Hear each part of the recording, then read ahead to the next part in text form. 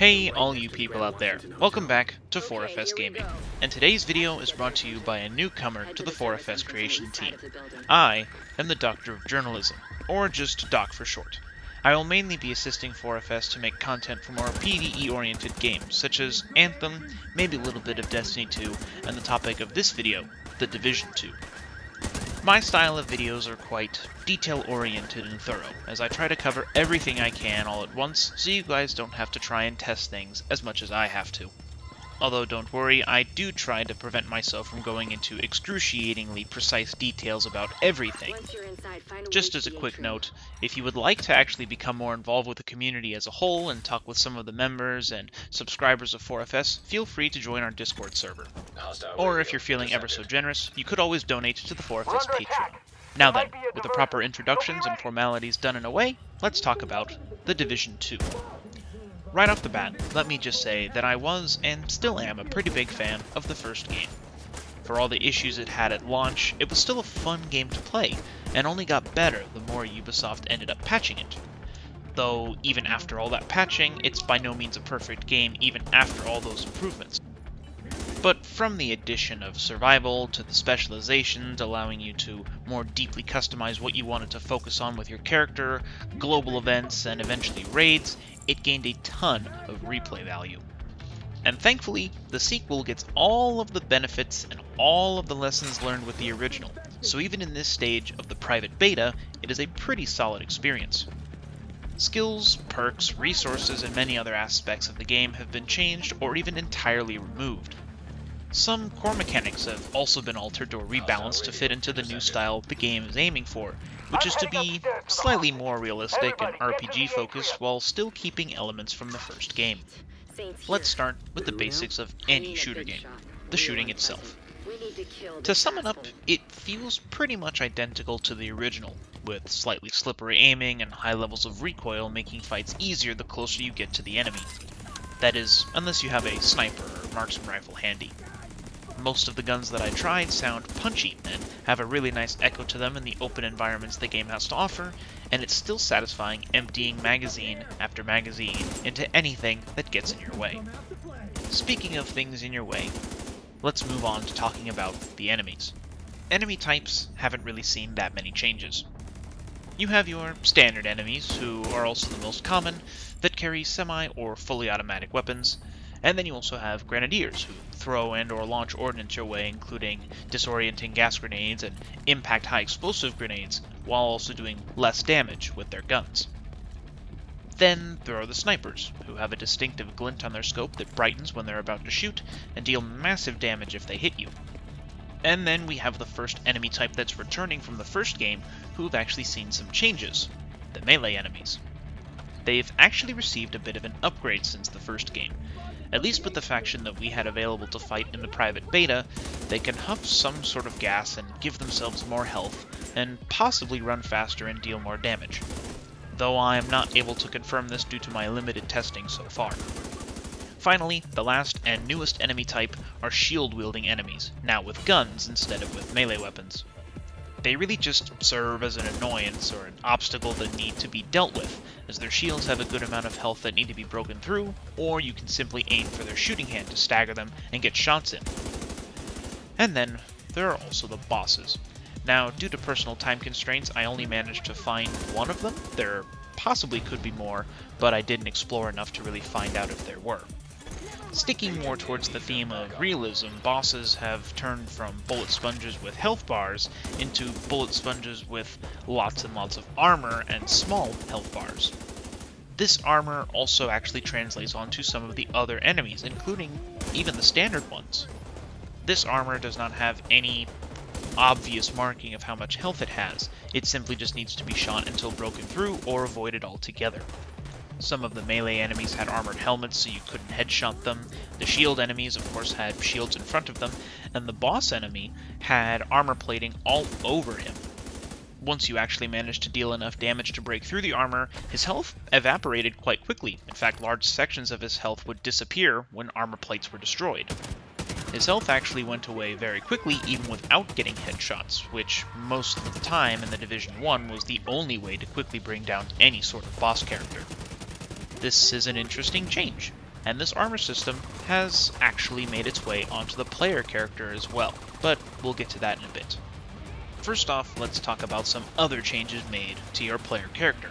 First off, skills are no longer divided up between 3 different sets of resources. Those 3 resources in the original game being Tech, Security, and Medical, and each main story mission would award you with one of these 3 resources to unlock skills and perks. Skills are now unlocked with skill points earned from simply leveling up and playing the game. The skills themselves have actually also seen some pretty significant changes. Some have been changed, rebalanced, or removed entirely. For example, there are no longer any skills that directly heal the player's health, while a new skill, the Drone, has been added. There have also been 2 new skills added at the cost of 2 other ones, resulting in only 8 skills as opposed to the 9 that were available in the Division 1. And quickly, touching on perks, perks have also been changed. As opposed to being unlocked with a resource, they are now actually unlocked with Shade Tech, which was a resource in the first game, but it was used for something completely different. Now, I did mention that there are no healing skills or abilities anymore. While that is technically true, the health system has been done to include something new: replaceable and repairable armor inserts. Think of these as a more down-to-earth instance of energy shields from other games. The damage indicator is gray instead of red. They take all of the damage incoming, rather than being split between the health and the armor, and they regen after taking no damage for a while, or while you are out of combat. However, this new system does come with some drawbacks. Your armor technically consists of part of your health, but you also have a small orange health bar underneath the armor indicator. That health bar underneath your armor is roughly half or 66% lower than in the first game, so once the armor is gone, you will go down in no time flat. And instead of just pushing a button to use a medkit or double tapping a skill button to get your health back, you will have to replace the entire insert. And replacing the insert takes a couple of seconds, which will leave you open to fire. However, the support drone skill that I mentioned earlier has a configuration which will heal your armor even while under fire. At this point in the private beta, it isn't clear if any other skill will have the ability to repair armor or heal you, quote-unquote, but we will have to wait and see. And as we're actually talking about skills right now, I failed to mention earlier that some of the skills have actually seen some subset changes as well, like the fully automatic turret. In the first game, it had access to a stun configuration, which, as the name suggests, fires non-lethal taser bullets into enemies, stunning them and locking them into place. This has been replaced with a high-damage sniper mode, which has to be manually aimed and fired by the player character. Most likely this was removed because the flamethrower, which is still available in the Division 2, was a far better stunning and damage-dealing tool than the stun configuration. And also coming right back to where we were before about the armor inserts, you can carry 3 maximum to start off with. However, there are certain perks that can actually enhance your carrying capacity at least up to 4. And with this video drawing to a close in just a couple of moments, let me go on ahead and just drop a couple of things that I found marginally irritating about the beta. The movement system needs to be slightly tweaked. There seems to be an issue where when you try and move off of cover, instead of hitting the spacebar, which is the take cover key, to get off of cover again, if you just want to move away from the cover to get off of it, there seems to be a sticky issue where your character doesn't really feel like moving off of the cover. However, this is a small issue that I am certain will be fixed in no time flat. The only other issue I saw is that enemies can sometimes shoot your backpack, which sticks out above cover, and that will actually count as you taking armor damage and health damage. This is probably just a hitbox issue that can be easily fixed as well. But having only 2 pretty small complaints about a beta is not the end of the world, and there's going to be another beta that's coming out soon, and the game launches on, I believe it's March 15th, so they've still got enough time to iron out some of the smaller problems that this game is having right now. If you liked the first game, there's really no reason not to give this one a try as well. If you're not really into the whole style of the first game, you might want to give this one a try when the beta comes out just to see if some of the problems you had with the first one have been changed or fixed in a way that are more palatable to your preferences. And there you have it.